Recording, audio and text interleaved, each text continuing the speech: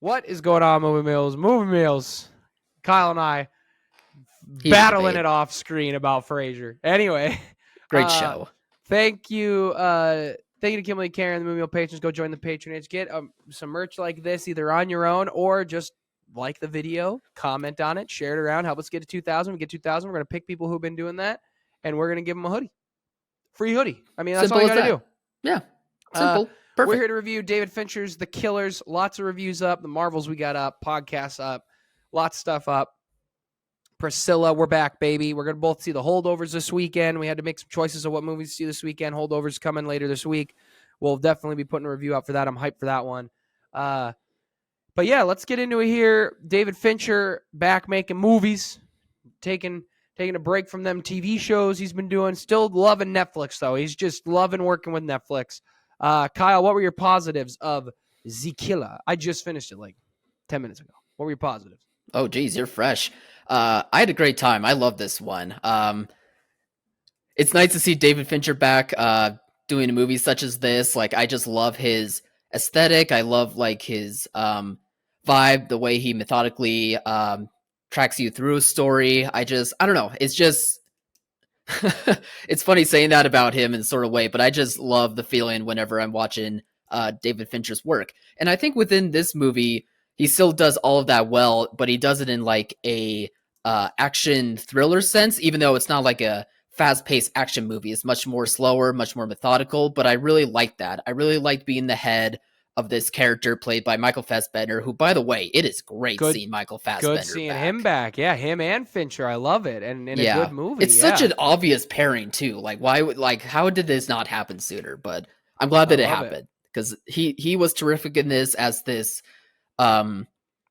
assassin for hire, and yet at the same time it feels like Fincher does such a great job at making fun of the character. Like when it comes to the monologues, when it talks about how he takes himself seriously in a sense, the way that he goes about his work, the way he's very precise and methodical and he strategizes, and yet everything about him that you see as opposed to hearing is just the complete opposite of him. Like, he still goes by his emotions. He still has things go wrong, even though he plans it out perfectly.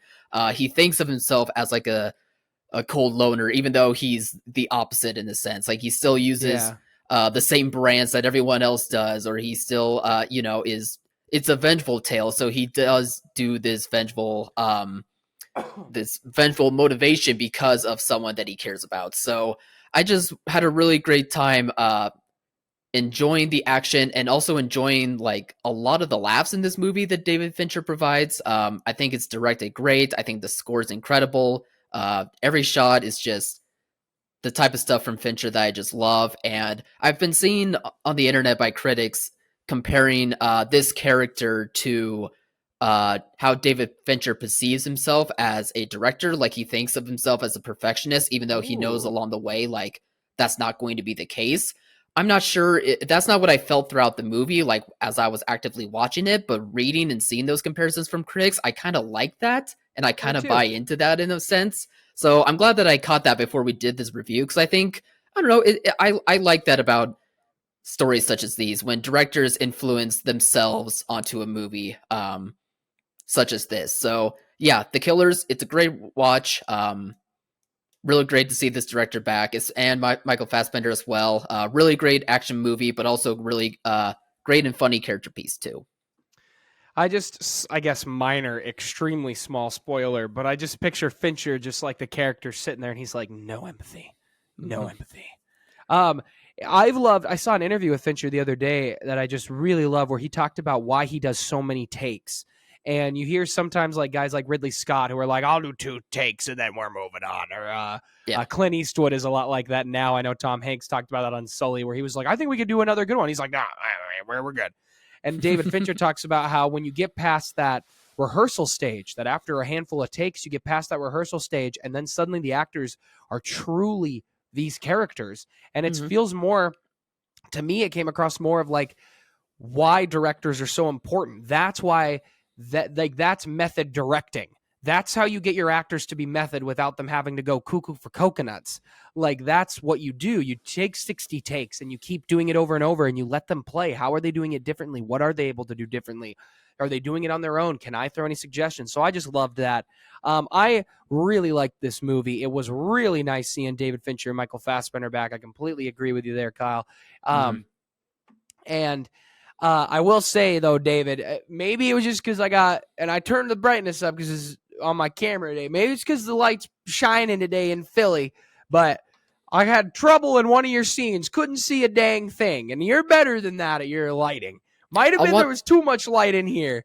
I want to talk to you about that after because it might be the same scene, and I had to do a rewatch of one of the scenes, and something helped. So anyway, keep going. I actually think it was more of me. I think it was more of we just didn't want to get up and close the blinds, and that's kind of yeah. But the movie was excellent. I wish I could have seen it in the theater. I know it was briefly in theaters. It was probably here somewhere, but I just kind of slipped my mind. But I still really enjoyed the movie.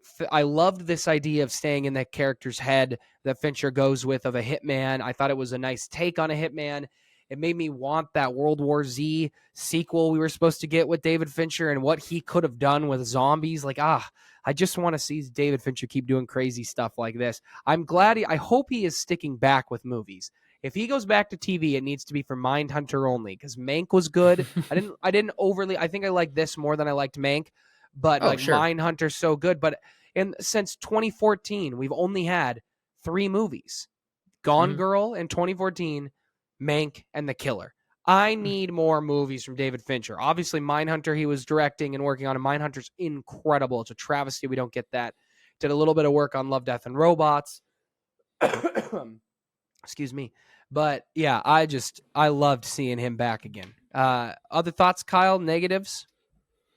No, the darkness aspect, but I think Fincher knows like how to light shots. Like many of his movies have like the low lighting setups. All his movies are lit the same. Yeah, it's and a lot of the movies like you can still see like what you're looking at. So just check your settings, make sure like your blinds are closed correctly, all that good stuff. Because I had to go and rewatch one of the scenes, and I watched it on a different screen at a different setting, and it helped. So yeah, just make sure all of your settings are correct, because Fincher knows how to light a shot, even though it's very low lighting.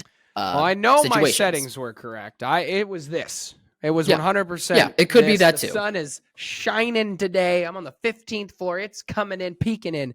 But we could still see everything. I could make out what was happening in the shots, but I knew I was like missing probably smaller things here and there. So I will probably rewatch it when it's a little darker out.